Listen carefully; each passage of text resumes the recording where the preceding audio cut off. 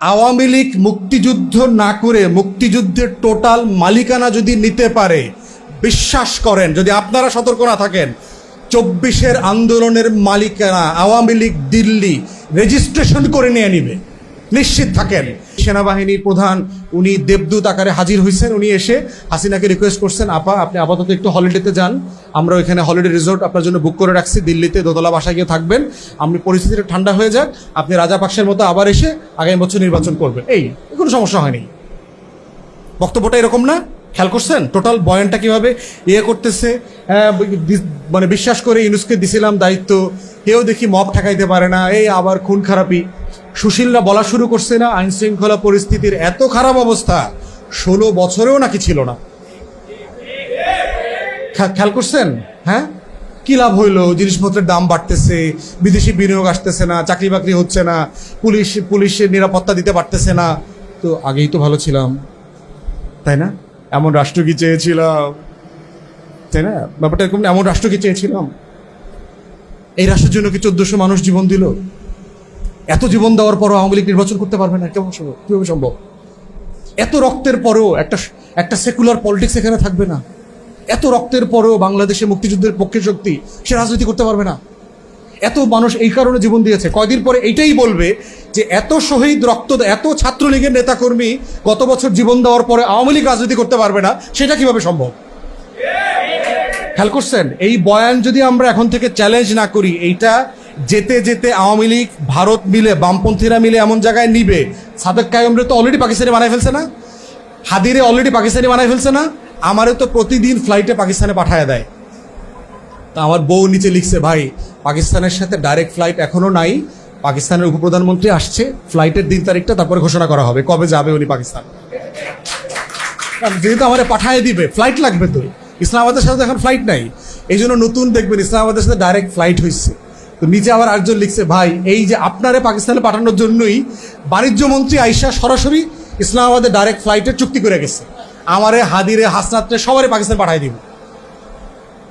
তাহলে এই রাজনীতিটা খেয়াল করে দেখেন, আওয়ামী লীগ মুক্তিযুদ্ধ না করে মুক্তিযুদ্ধের টোটাল মালিকানা যদি নিতে পারে, বিশ্বাস করেন যদি আপনারা সতর্ক না থাকেন, 24-এর আন্দোলনের মালিকানা আওয়ামী লীগ দিল্লি রেজিস্ট্রেশন করে নিয়ে নিবে, নিশ্চিত থাকেন। যে আওয়ামী লীগের রাজনীতি করবার জন্য মুক্তিযুদ্ধের সপক্ষের 1400 মানুষ জীবন দিচ্ছে শুধু শেখ হাসিনাকে ফেরায় নিয়ে আসার জন্য। এই বিএনপি, জামাত, এই সেনাবাহিনী মিল্লা হেরে দেশ থেকে পাঠাই দিচ্ছে। ইতিমধ্যে দেখছেন না, ছাত্রলীগের গুন্ডা পান্ডাও এই আহত নিহত শহীদের তালিকায় ঢুকে গেছে। হেলমেট বাহিনীর প্রচুর সদস্য ঢুকছে না? তো এটা কয়দিন পর তো প্রকাশ করবে। হ্যাঁ, ওই যে সাদেক কায়েম ছাত্রলীগের অমুক কমিটিতে ছিল, ফরহাদ অমুক কমিটিতে ছিল, এরাই তো আন্দোলন করছে। 20 বছর পরে মানুষের মেমোরি ফেড হয়ে যাবে না গ্র্যাজুয়ালি?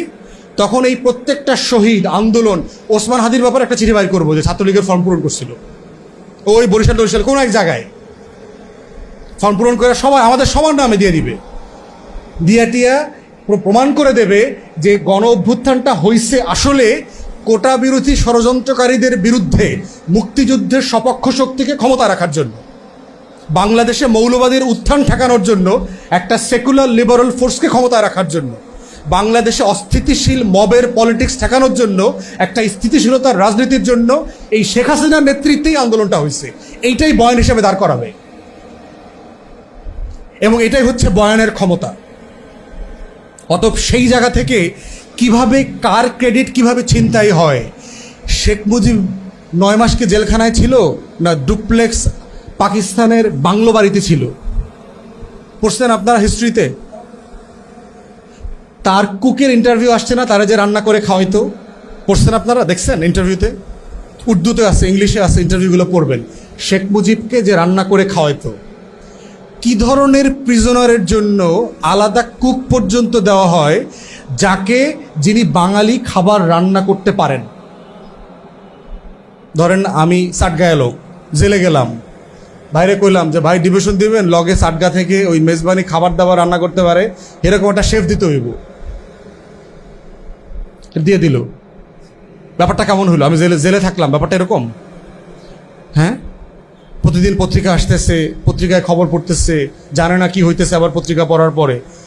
মানে বয়ানটা দেখেন, মানে সে যে পুরো জাতিকে নিরস্ত্র রেখে পালায়া চলে গেছে একটা জাতিকে, কত বড় মানে কাপুরুষ।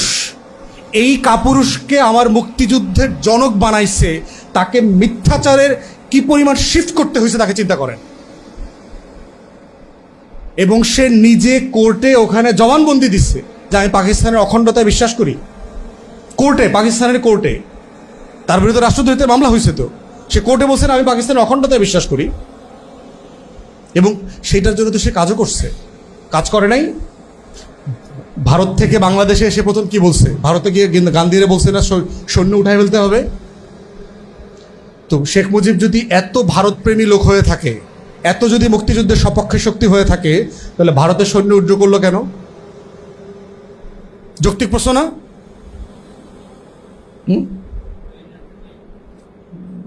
দরকার নাই তো, ভারতের বাহিনী উঠে যেতে হবে কেন? ওই দিক থেকে ভুট্টো জাতিসংঘে বলছে এটা ডিসপিউটেড ল্যান্ড, এটা এখনো আমার ভূখণ্ড। শেখ মুজিব দিল্লি হয়ে ঢাকাতে এসে বলতেছে ভারতের সৈন্য চলে যেতে হবে। ইন্দিরা গান্ধীকে দিল্লি থেকে বলছে যে আপনার সোলজার উঠায় নিবেন, আপনি আমাদের সাহায্য করছেন, ধন্যবাদ। এইটা কি ভারতের ন্যারেটিভের সাথে যায় না পাকিস্তানের ন্যারেটিভের সাথে যায়? যে ঠিক আছে আলাদা হয়ে গেছেন ফাইন, কিন্তু ভারতের পেটে ঢুইকেন না। শেখ মুজিবকে তো এটাই বলা হয়েছে আলটিমেটলি, কি আলাদা হয়ে গেছেন, যুদ্ধ হয়ে গেছে, ফাইন, কিন্তু আপনি ভারতের পেটে ঢুইকেন না। পাকিস্তান কি জিনিস আর ভারত কি জিনিস এটা শেখ মুজিবের থেকে ভালো কে জানে? তার আত্মজীবনে পড়ছেন না 46-এ কিভাবে হিন্দু বাড়ি অ্যাটাক করছে, রায়ট করছে, এগুলো লিখছে না সব? 46-এর কলকাতার রায়টে শেখ মুজিব কোন লেভেলের মারামারি করছে এগুলো বলছে না? গোপালগঞ্জে, ফরিদপুরে কিভাবে হিন্দু বাড়ি পোড়ায় টোড়ায় দিছে, এগুলোর গল্প বলছে না সে? সো দুই রাষ্ট্রকেই সে ভালোভাবে চেনে। এখন এইটা বলার মধ্য দিয়ে কি আমাদের স্বাধীনতার আন্দোলন ছোট হয়? না, ছোট হয় না। ফোর্থ হচ্ছে গল্পটা কিভাবে বলছেন। একটা গল্প অনেকভাবে বলা যায় না? আওয়ামী লীগের লোকরা যারা যুদ্ধ না কইরা মুক্তিযোদ্ধা, ওরে যখন 5 বছর বয়সে মুক্তিযোদ্ধা ভাতার জন্য ইন্টারভিউ করতেছে, ওরে জিজ্ঞেস করতেছে অস্ত্র কেমনে ধরতে হয়, তো সে এই নালাটা আছে না যেটা দিয়ে গুলি বাইর হয়, এটারে এর দিকে দিচ্ছে, বুকের দিকে দিচ্ছে, দিয়া ওই পাশে দিচ্ছে, দিয়া বলছে স্যার এটা এমনি দিতে হয়। তো বলতেছে গুলি কর, বাট এখন করলে কিন্তু তোর বুকে লাগবে, ব্যাপারটা তাই না? তাহলে এখন হচ্ছে যুদ্ধের গল্পটা কিভাবে বলতেছে তার উপরে কিন্তু ডিপেন্ড করতেছে আসলে সে যুদ্ধ করছে কিনা। তাহলে 71 সালকে কিভাবে বলা হচ্ছে, 71 সালের এই যে আওয়ামী লীগের একটা গল্প আছে, আবার 71 সালকে বিএনপি কিভাবে বলে, বিএনপির একটা ব্যাখ্যা তাফসির আছে না 71 সালের, যে যখন দেশ নেতৃত্বহীন ছিল, শেখ মুজিব 25শে মার্চের রাতে পালায়া চলে গেছে, প্রধানমন্ত্রী হইতে না পারার ব্যর্থতা মেনে নিতে পারে নাই, দেশের ভিতরে কোনো নেতৃত্ব ছিল না, এই সময় এরকম অকাল অন্ধকারের আমাবস্যার ভিতর থেকে মধ্যরাতে এক অচেনা মেজর এসে মাইকে বললেন যে আই রিভোল্ট। বিএনপির একটা বয়ান আছে না, সারা পৃথিবী তাকায়া ছিল যে বাংলাদেশে এখন কি হবে। এই ক্র্যাকডাউনের ভিতরে এসে যে প্রতিবাদ করলেন সেই লোকটার নাম হচ্ছে আমি মেজর জিয়া বলছি, যুদ্ধ হবে। প্রথমবার নিজের নামে ঘোষণা দিয়েছে, তারপরের বার শেখ মুজিবের নামে ঘোষণা দিয়েছে এবং সে যুদ্ধ ডিক্লেয়ার করলো। তাহলে এই যে ধারাবাহিকতা, যে এটার মধ্য দিয়ে জিয়াউর রহমান স্বাধীনতার ঘোষক হিসাবে আবির্ভূত হলেন এবং তার নেতৃত্বে 75 পরবর্তী বাস্তবতায় যেটা হয়েছে, দিল্লির আধিপত্যবাদ বিরোধী যে রাজনীতি, সেই রাজনীতির ফাউন্ডেশন উনি তৈরি করেছেন, যে দিল্লিকে বাইরে রেখে দেশপ্রেমিক সকল শক্তিকে নিয়ে একটা রাজনীতির ফেনোমেনা তৈরি করতে হবে এবং সেই ফেনোমেনার ভিতরে সব রাজনীতি থাকবে, একটা মাল্টি পার্টি ডেমোক্রেসি থাকবে, সমালোচনা করার থাকবে, অধিকার থাকবে, পত্রিকা থাকবে, চতুর্থ সংশোধনী এবং বাকশাল যা যা করেছে সেগুলো তিনি আন্ডু করলেন। তো এই মুক্তিযুদ্ধের একটা বিএনপির ন্যারেটিভস আছে, আওয়ামী লীগের একটা ন্যারেটিভস আছে, এবং প্রত্যেকটা ন্যারেটিভে দেখবেন কিছু ব্যক্তি আছে যার হিরো আছে, তাই না? আওয়ামী লীগ হইল শেখ মুজিবরে বেচে, এবং শেখ মুজিবরে বেচতে গিয়া সে অন্য যত নায়ক আছে সবাইকে আবার নাই করে দিয়েছে। তাহলে যে যুদ্ধ করে নাই, যে পালায়া গেছে, যুদ্ধের সময় যে নেতৃত্ব দেয় নাই, তার নামে একটা কাল তৈরি করতে হয়েছে এই যুদ্ধের গল্পটা বানানোর জন্য। এবং এই কারণে দেখবেন যে মুক্তিযোদ্ধা কোন দলে বেশি, আওয়ামী লীগে বেশি না বিএনপিতে বেশি? কোথায়? বিএনপিতে বেশি। প্রতীকধারী, খেতাবধারী মুক্তিযোদ্ধা সংখ্যা যদি দেখেন, সেক্টর কমান্ডার থেকে শুরু করে বিএনপিতে মুক্তিযুদ্ধের সংখ্যা অনেক বেশি। কারণ আওয়ামী লীগ তো মুক্তিযোদ্ধার দল না, এটা হলো ছ্যাঁচড়া টাউট বাটপার ডাকাইতের দল। আমার বাবাও তো মুক্তিযোদ্ধা ছিল। এলাকার যত ডাকাতি হয়েছে 71 সালে, এর 90%-এর সাথে আওয়ামী লীগের লোকজন ধরেছিল। এবং আমার বাবার কাছ থেকে শুনছি, এলাকার আওয়ামী লীগের ডাকাতদেরকে আইনা গাছের সাথে বাইন্দা পিটাইতো। তখনকার দিনের বিচার ছিল। সোনা দানা চুরি করতো, হিন্দু বাড়িতে ডাকাতি করতো, এগুলো সব আইনা তাদেরকে আবার উদ্ধার করে দিতে হইতো। তাহলে আওয়ামী লীগ হলো মুক্তিযুদ্ধের ব্যবসায়ী দল, এই জন্য তার একটা ব্যবসার ন্যারেটিভস আছে। কিন্তু আর একটা ন্যারেটিভ হচ্ছে আওয়ামী লীগের আর এক অংশ, সেই অংশ হচ্ছে তাজউদ্দিন আহমেদের, এবং ওই অংশটা আবার আওয়ামী লীগ দেয় না, বলতে চায় না। কিন্তু যুদ্ধের আর একটা বড় ন্যারেটিভের জায়গা হচ্ছে আমাদের সেক্টর কমান্ডাররা যারা ছিলেন, কর্নেল ওসমানী থেকে শুরু করে আমাদের এই যে প্রত্যেকটা মিলিটারি অফিসার, শহীদ প্রেসিডেন্ট জিয়াউর রহমান এবং বাকি যারা ছিলেন, তারা এই আর একটা ন্যারেটিভের গল্প তৈরি করেছেন। এখন দুইটা গল্পেরই প্রবলেম হচ্ছে, এই দুইটা গল্পই 71-কে ছাপায়া যেতে পারে না। দুইটা গল্পের লিমিটেশন হচ্ছে যে 71-এর আগে যে আমার শত শত বছরের এই মাটির লড়াই আছে, এই লড়াইটাকে সে আনতে পারে না। দুইটা গল্পের লিমিটেশন হচ্ছে সে ব্রিটিশ বিরোধী আন্দোলনে এই বাংলার মানুষের যে ভূমিকা, স্যাক্রিফাইস, ইভেন আপনার এই যে আফগান সীমান্তে ব্রিটিশদের সাথে যে যুদ্ধ হয়েছে, বাংলাদেশের মহিলারা সোনা দানা হাজারে হাজারে লাখে লাখে ভরি সোনা দান করে দিয়েছে। সেই এই যে আহমদ শহীদ সাহেবদের, আহমদ বেরলভিদের সাথে যে যুদ্ধ, যে শত্রুদের সাথে করেছেন, ব্রিটিশদের সাথে করেছেন, বাংলার এই বিশাল হিস্ট্রি আছে, কন্ট্রিবিউশনের জায়গা আছে। তারপরে চিটাগংয়ের যে সিপাহী ছিলেন রজব আলী খান, হাবিলদার রজব আলী খান, ওনার নেতৃত্বে যে প্রথম ব্রিটিশ বিরোধী সিপাহী বিদ্রোহ শুরু হয়েছে। অত এই বাংলার এই যে লড়াইগুলো আছে, এইটা কখনোই 71 ছাপায়া যায় না। একটা জাতির হিস্ট্রি তৈরিতে এই যে চেইন দেখছেন না, শিকল কি করে, একটা শিকলের সাথে আরেকটা এরকম আটকায় থাকে না। লঞ্চ থামায় দেখছেন না, লঞ্চ থামায়, জেটি থামায়, গাড়ি থামায়। রাষ্ট্রটা, জাতিটা এইভাবে তৈরি হয়, জেনারেশনের সাথে জেনারেশন ট্যাগ করে। কিন্তু বাংলাদেশ রাষ্ট্রটাকে যেভাবে তৈরি করা হয়েছে যে আমার 71-এর আগে আমার আর কোনো অতীত নাই, আমার গর্ব করবার মতো আর কোনো গল্প নাই। নবাব সলিমুল্লাহ ঢাকা বিশ্ববিদ্যালয় করলে, নবাব সলিমুল্লাহর বাড়ি কই ছিল, কোথায় ছিলেন তিনি? তিনি কোন এলাকার নবাব ছিলেন? ঢাকা বিশ্ববিদ্যালয়, বুয়েট, মেডিকেল, এই আশেপাশে যা আছে, কার জমিতে এগুলো? 650 একর জমি দান করছে।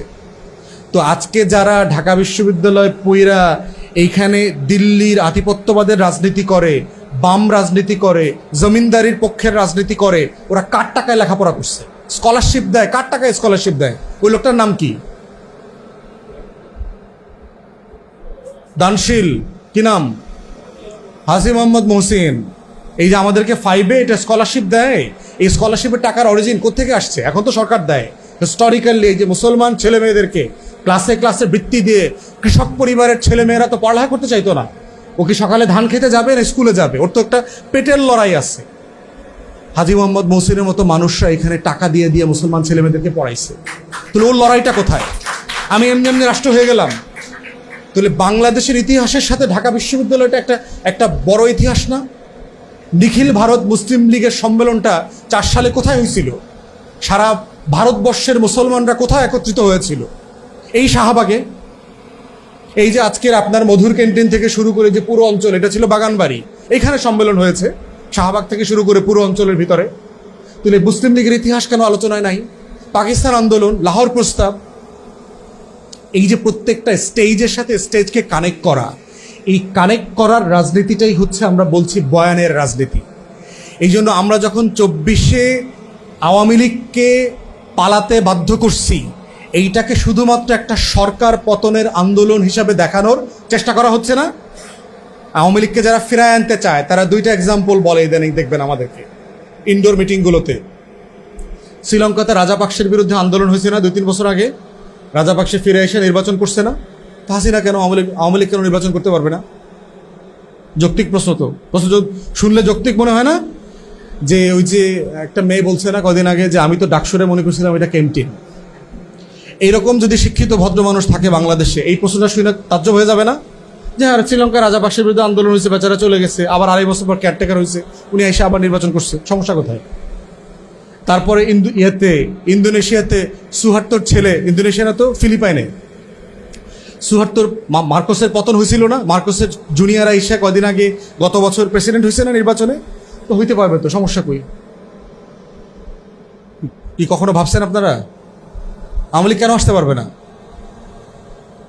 মানে তাকে না আসতে পারার কারণটা কি? এবং আপনি যদি জুলাইয়ের ঘোষণাপত্র পড়েন, 24 তারিখ কি মনে হয়?